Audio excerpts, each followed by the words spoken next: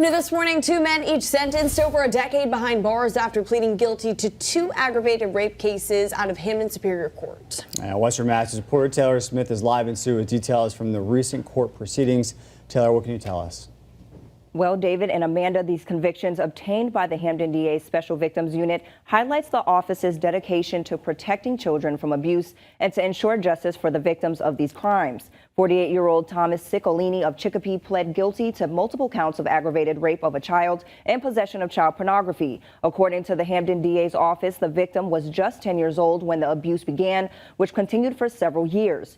Ciccolini is said to have known the victim. He was sentenced to 12 to 14 years in prison, followed by 3 years of probation. This case was investigated by Agawam and state police, along with the Hampton DA's office.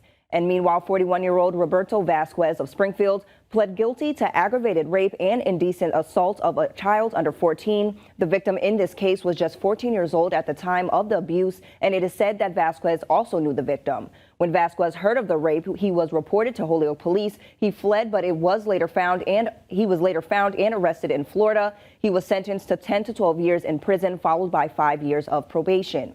Now, the Hampton District Attorney Anthony Gallooni emphasized the importance of protecting children from harm and praised the efforts of the investigators and the Assistant District Attorney helping to ensure justice for victims in such heinous crimes. And I'm reporting live in the studio this morning, Taylor Smith, Western Mass News.